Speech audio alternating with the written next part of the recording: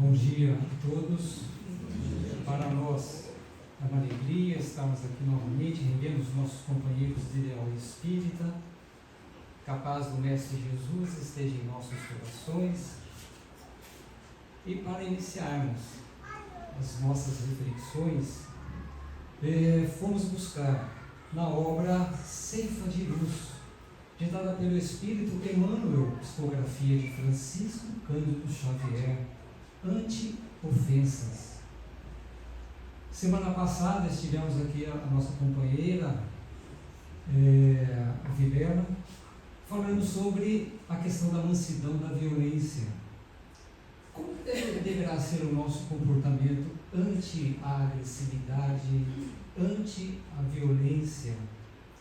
E Emmanuel nos traz a essas reflexões um convite.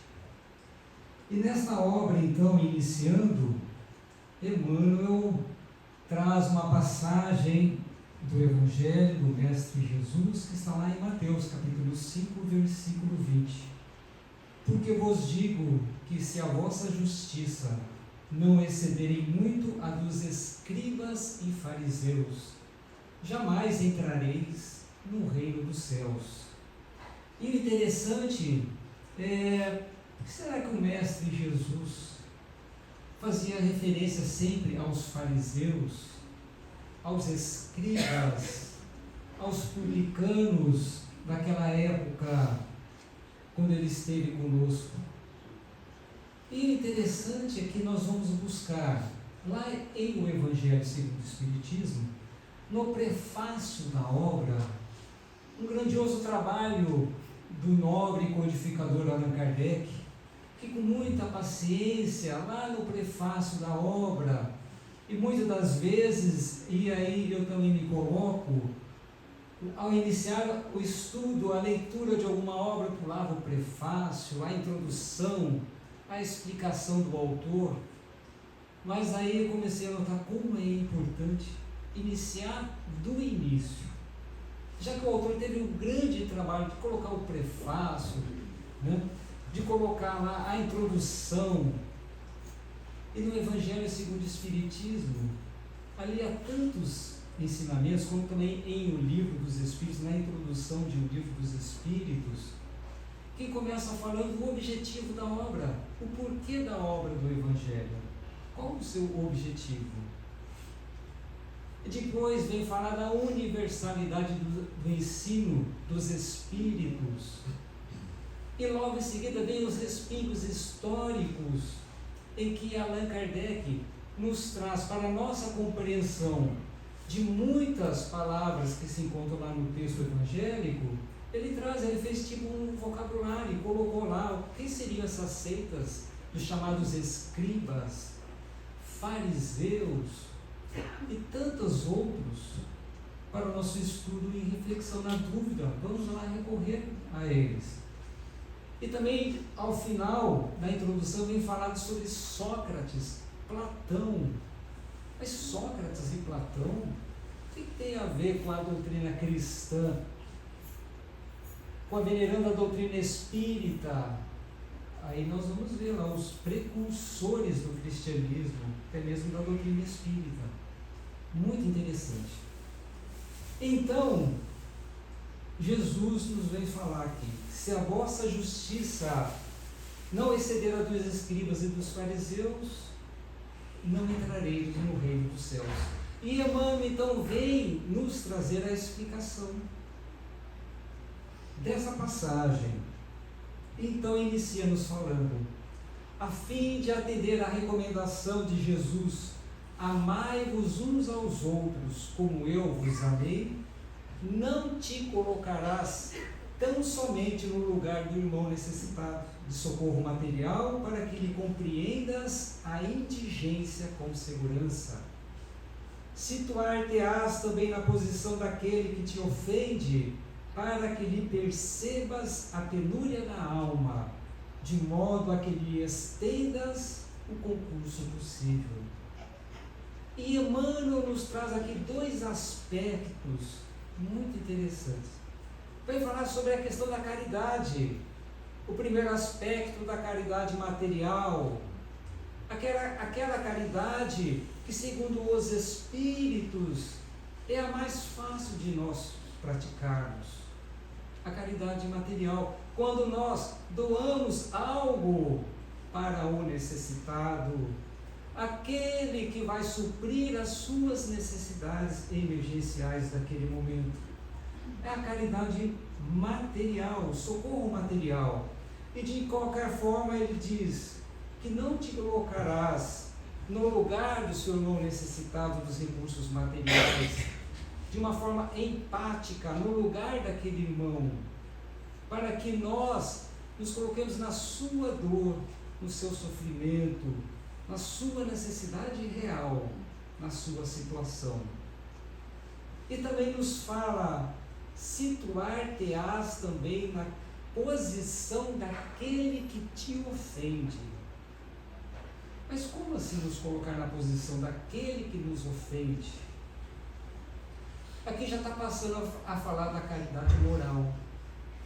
E lá em O Evangelho segundo o Espiritismo, capítulo 13, que a vossa mão esquerda não veja o que dá a vossa mão direita, item 9, Irmã Rosália, o Espírito, Irmã Rosália, vem nos trazer uma mensagem à questão da caridade moral e da caridade material. Ela diz que a caridade moral, ela é a mais difícil de ser praticada por todos nós, caridade moral. Mas é aquela que não necessita de nada material. É a mais difícil. E isso, ela diz, que uma das suas características é a de que vós não vos suporteis o vosso irmão de jornada. Já é uma característica. Consiste também em vós suportardes uns aos outros e ao que menos fazeis, a nossa dificuldade de relação com o próximo. Nada obstante sermos seres relacionais, Irmã Rosália, já naquele ano de 1860, na sua comunicação desse espírito, já falava da dificuldade de nós nos relacionarmos, 1860, que é uma forma de caridade moral, porque os espíritos nos falam que praticamos a caridade moral pelo pensamento, pelas nossas palavras e também pelos nossos atos, independentemente se nós tivermos condições materiais. Independe. Como assim pelo pensamento?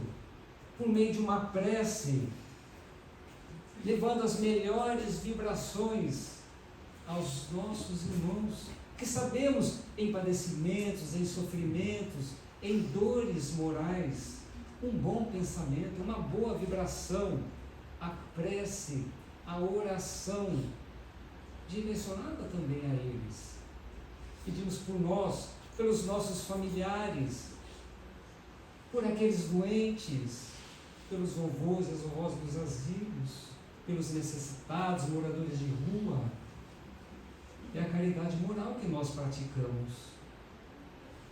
Mas também pelas nossas palavras, quando nós levamos palavras de estímulo, palavras de alegria, de otimismo, de bom ânimo, palavras de paz, que tanto necessitamos também nesses momentos, que estamos vivendo com tantas dores, com tantos sofrimentos, há tantos os necessitados das questões morais.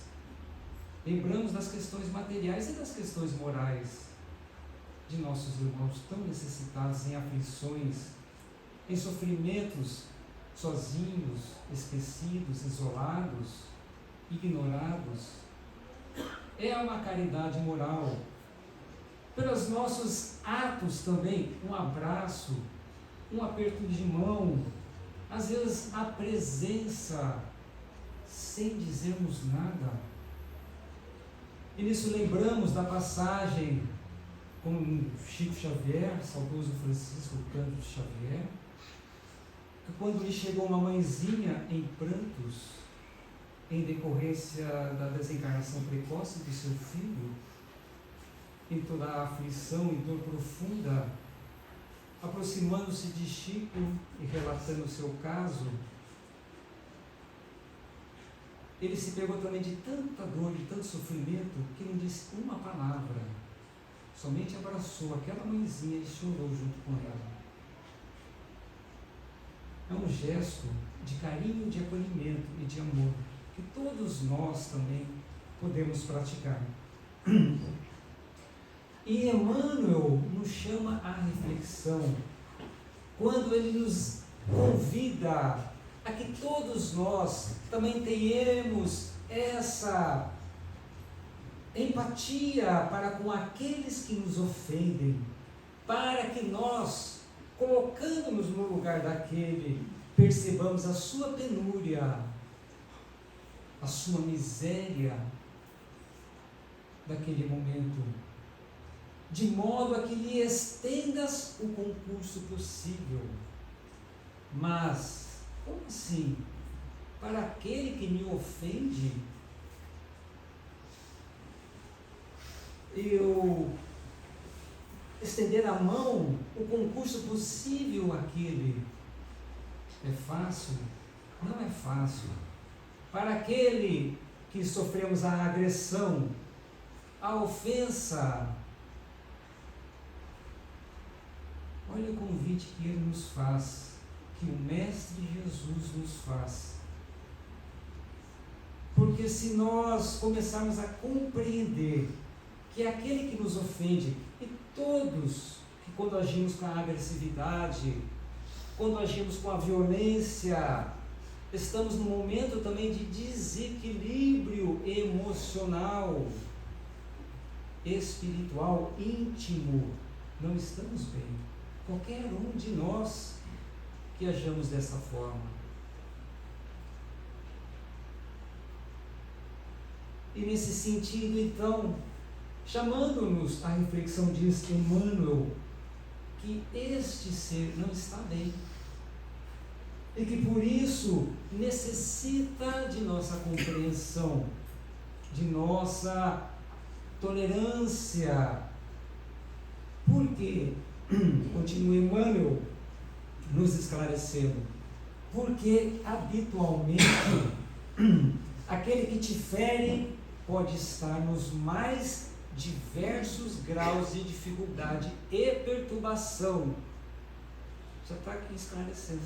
Dificuldades e perturbação. Mas Emmanuel é muito gentil para com todos nós, porque ele faz nos refletir sobre os equívocos do próximo. Ele fala sempre do próximo, mas também fazendo-nos convite para que estudássemos estas condições íntimas, para ver se nós não estamos incursos também nelas. Porque ele sempre refere o próximo. Mas é um convite para nós também, porque muitos de nós também somos os agressores. Agimos muitas das vezes com violência.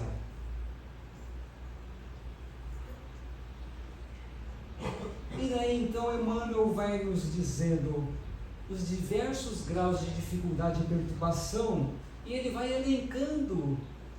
Talvez esteja esse irmão no clima de enganos lastimáveis, dos quais se retirará mais tarde em penosas condições de arrependimento.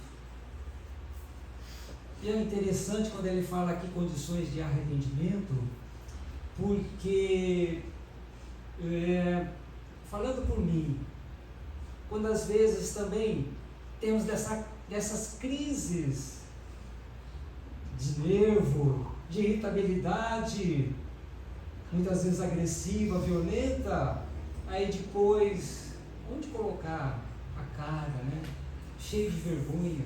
Puxa vida, por que eu fui fazer isso? E agora, como é que fica? E ele fala que nesses climas de enganos lastimados pela nossa própria ignorância levado daquele momento, ou também sofrendo a pressão de constrangedores processos obsessivos, a influência dos espíritos, que a doutrina espírita muito bem nos esclarece as nossas consciências, está lá no Livro dos Espíritos, questão 459, quando Allan Kardec questiona aos sempre vivos se os espíritos influenciam tanto os nossos atos como os nossos pensamentos, atos e pensamentos. E os espíritos esclarecem que muito mais do que imaginais, são eles que vos dirigem. Olha a gravidade. E se estivermos sob pressões dos processos obsessivos, merece muito mais a nossa compreensão. Talvez o agressor esteja carregando moléstias ocultas, dores ocultas, e normalmente nos falam os profissionais da área, que eu não sou da área, mas os terapeutas, psicólogos, falam que muitas das vezes aquele em agressão chama-nos a atenção porque tem um sofrimento, não está conseguindo lidar com aquele conflito íntimo, um conflito existencial, muitas vezes derivado de suas heranças negativas de outras vidas. Não está sabendo lidar com toda essa situação. E ainda continua Emmanuel nos esclarecendo ainda. Talvez aquele irmão evidenciando propósitos infelizes sob a hipnose da ambição desregrada de que se afastará um dia sob os desencantos da culpa. A ambição, ou agindo com a irresponsabilidade decorrente da sua própria ignorância, ou satisfazendo a compulsões de loucura, ou procedendo sem autocrítica em aflitivo momento de provação. Olha só quantas circunstâncias dolorosas está passando o nosso irmão em sofrimento. Aquele que nos agride, que nos ofende. Mas é interessante que assistimos recentemente no canal de notícias de uma profissional da USP em São Paulo que era diretora do departamento da impulsividade da USP. Me chamou a atenção, laboratório da impulsividade, mas o que será isso? Era uma doutora que havia escrito um livro sobre a questão do transtorno explosivo intermitente, que é já declarado como uma doença a questão da raiva, e que esse transtorno explosivo intermitente, que pode ter como fator desencadeante expressões psicológicas, as pressões que vivemos hoje em nossa sociedade, sentimos acuados, ou em decorrência também da depressão, da bipolaridade, TDAH e outros fatores que podem desencadeá-la. Esclarecendo que quem é portador do transtorno explosivo intermitente tem algumas características, que é a explosão contínua da raiva, da fúria, mas são reações desproporcionais aos fatos. Estamos assim numa roda de amigos e alguém fala alguma coisa e aquela pessoa não gosta e tem uma reação anormal. Acima daquela situação, ele vai então com plena raiva. E tem uma outra característica que também ela nos traz, de que nesse processo não é premeditado. A pessoa não fica planejando, eu vou reagir assim. São situações momentâneas, de momento, que levam a pessoa a agir dessa forma.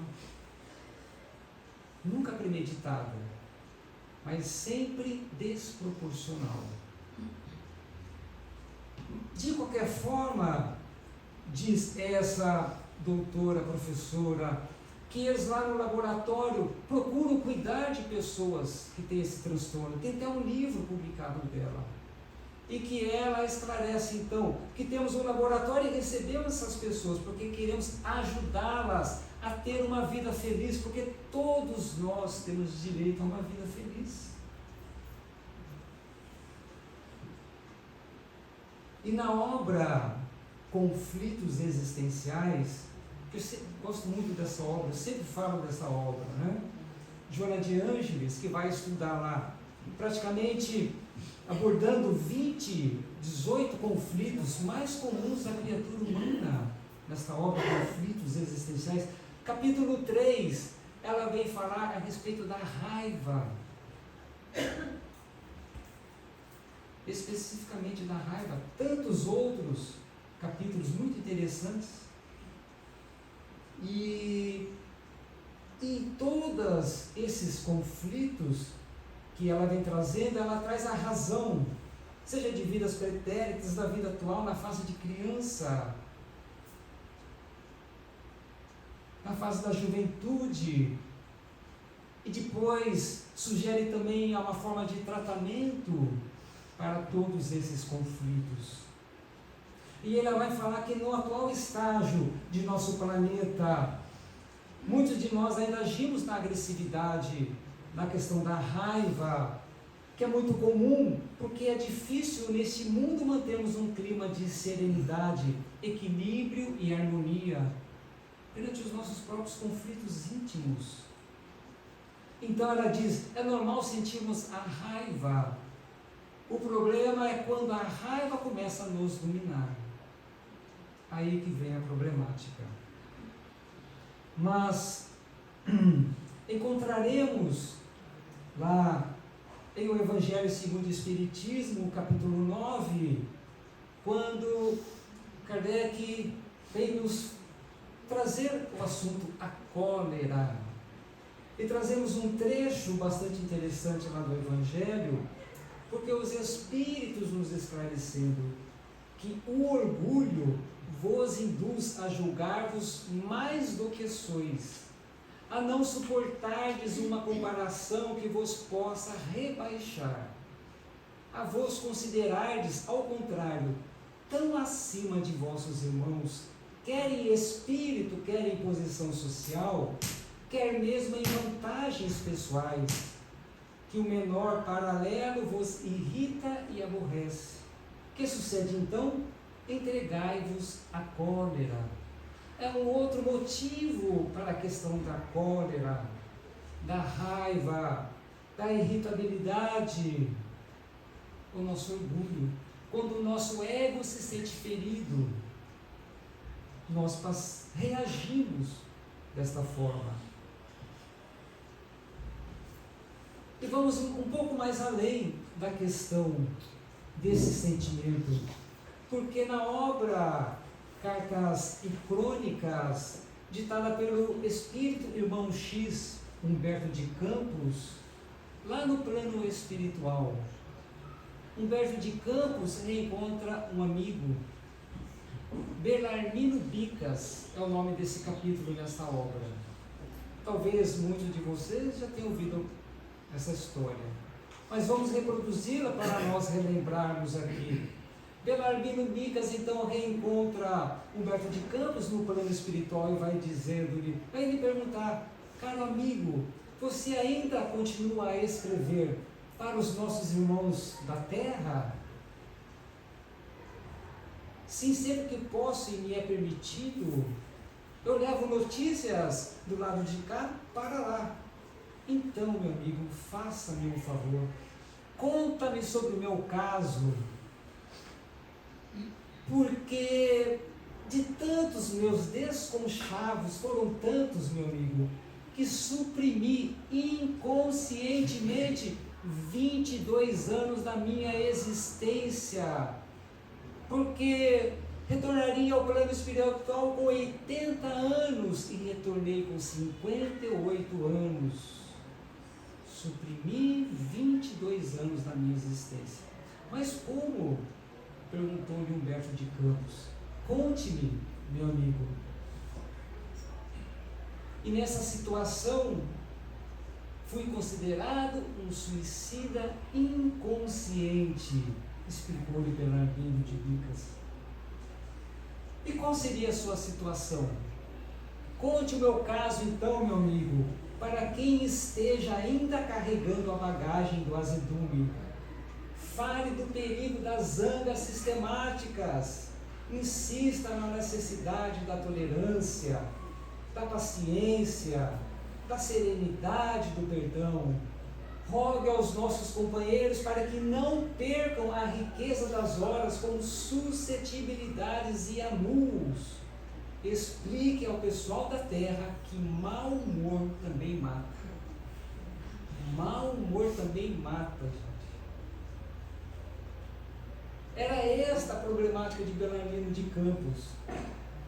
Ele nos pediu para que Humberto de Campos trouxesse o seu caso, para nos esclarecer para que nós necessitamos tanto da questão da tolerância, da paciência, da serenidade, do perdão, para que possamos viver mais em paz conosco, com as nossas próprias consciências, para que passemos a compreender aquele outro que não se encontra bem.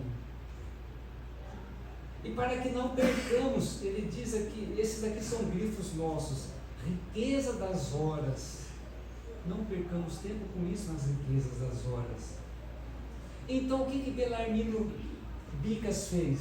Ele então elencou, fez um número de cóleras e mágoas, que ele chamou de desnecessárias, especificando as suas causas respectivas dos últimos 20 anos, porque ele diz que foram os melhores 20 anos da minha vida, ou deveriam sê-lo, porque eu estive em contato com a veneranda doutrina espírita, mas não apliquei para mim mesmo.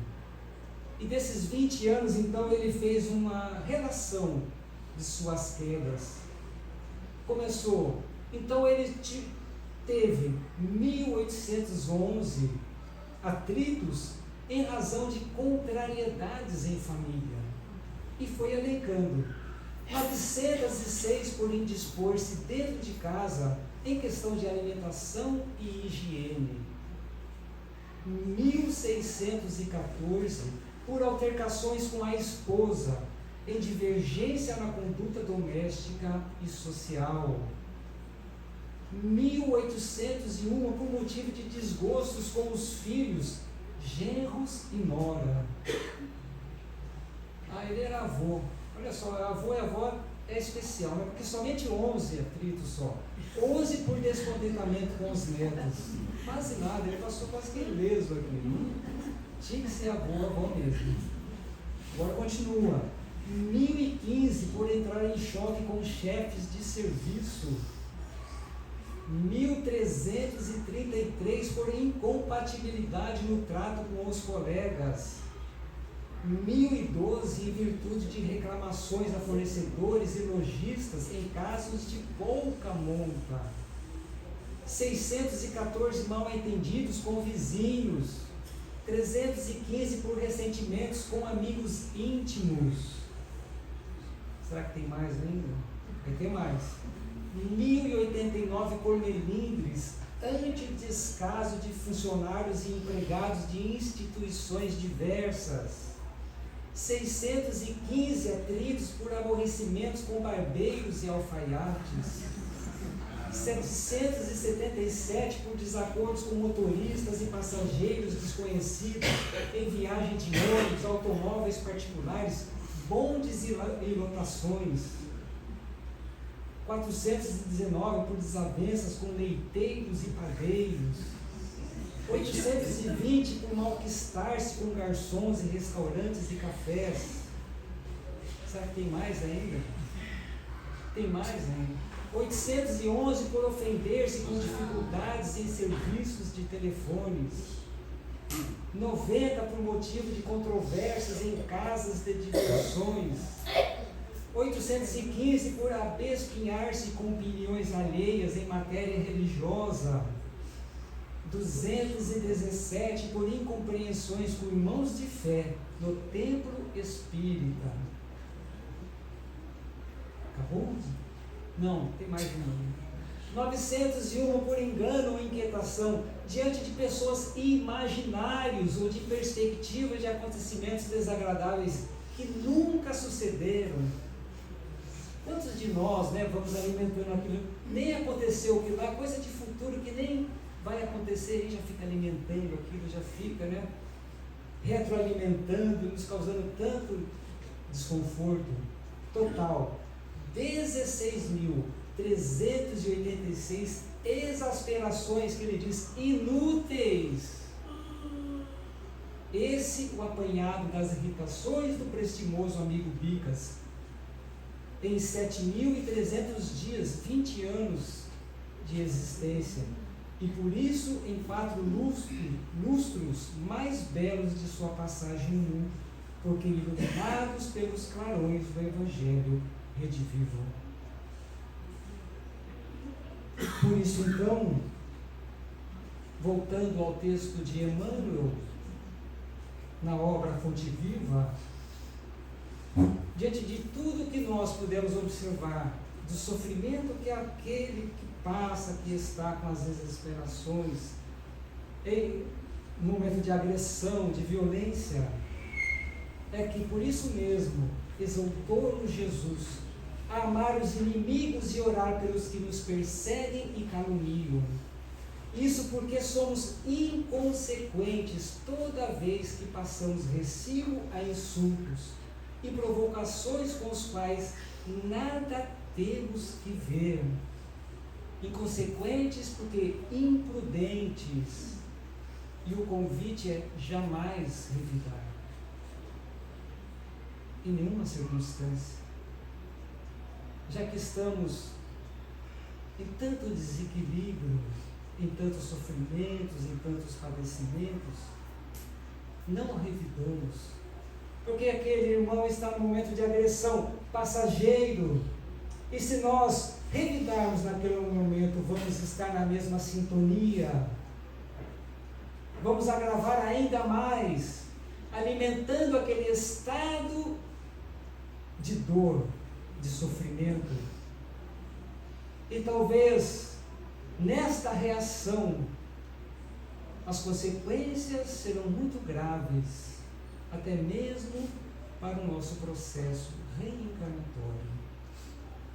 Então estejamos atentos ao convite do Mestre Jesus, porque ele diz, vamos ser inconsequentes, de forma, se o outro está agressivo, se o outro está violento, é uma questão dele, é um problema que ele está carregando em si, mas que vai passar, e que por isso então não nos cabe a nós. Se o outro está infeliz e quer ser infeliz, é questão do outro. Não aceitar insultos e provocações. Ah, mas eu não levo nada para casa. Se nós revidarmos, vamos levar muito mais para a nossa casa. A raiva, o ressentimento. Vamos chegar em casa, vamos desequilibrar a psicosfera que está em nosso lar, porque vamos levar à agressão, as vibrações infelizes. E se tivermos ainda crianças pequenas que são uma esponja, vamos pegar tudo isso de nós, vamos desequilibrar a nós e aos nossos lares, aqueles que convivem conosco.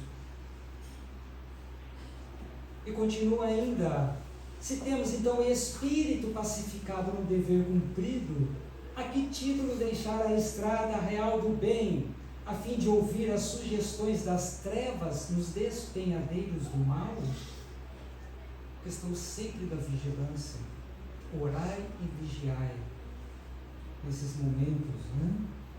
Se estamos no caminho do bem, a outro quer passar, abramos passagem, deixa o carro passar, vai com Deus, meu filho. A gente não sabe da problemática daquela pessoa que está com pressa. Nossa companheira semana passada disse muito bem de um gravíssimo acidente que foi provocado numa família, desestruturando toda aquela família, um processo reencarnatório.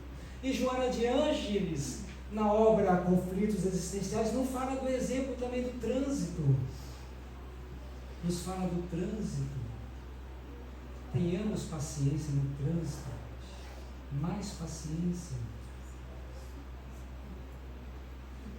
Além disso, diz ainda Emmanuel, se estamos em paz, à frente de irmãos nossos envolvidos em sombra ou desespero, não seria justo nem humano agravar-lhes o desequilíbrio com reações impensadas. Quando os sãos, aqueles que estamos melhores perante Jesus, são chamados a socorrer os doentes com a sincera disposição de compreender, servir, aliviar e auxiliar. Não temos o direito de agravar mais aquele que está em desequilíbrio, que está no processo de agressão, de violência, de raiva. Muito pelo contrário, devemos aqui ter a sincero desejo de disposição de compreender, servir, auxiliar, aliviar. Quando a doutrina espírita é esclarecedora de nossas consciências, e o convite à mudança de nossos comportamentos, porque o Mestre Jesus quer a nossa alegria, nossa felicidade, de todos nós, e o convite é para que nós ajamos dessa forma, que não reajamos, mas que nós ajamos, e dessa forma então, na compreensão, todos viveremos melhores e mais felizes, gente. Todos nós. Ao compreendermos isto, em auxílio àquele irmão que não está bem, porque amanhã posso ser eu, ou no mesmo dia. Passamos por tantas situações desagradáveis, conflitantes. Todos nós passamos. Talvez ao sairmos daqui enfrentemos uma situação conflitante, seja no trânsito ou de retorno aos nossos lares. E como nos vamos fazer? O que vamos fazer ante as ofensas? Fica o convite do Mestre Jesus, para que sejamos aqueles realmente que devemos a sua paz. Não seremos menores se nós não levamos a agressão para casa, porque nós não precisamos levar, é problema do outro, ninguém leva, só se a gente quiser. Precisamos levar a bagagem do outro, porque a nossa bagagem já é pesada, não precisamos levar a bagagem do próximo.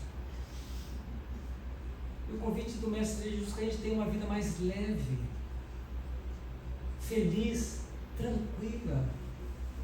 Todos nós desejamos isso, e façamos a nossa parte, que com certeza todos nós seguiremos em paz e felizes ao vencermos as situações mais embaraçosas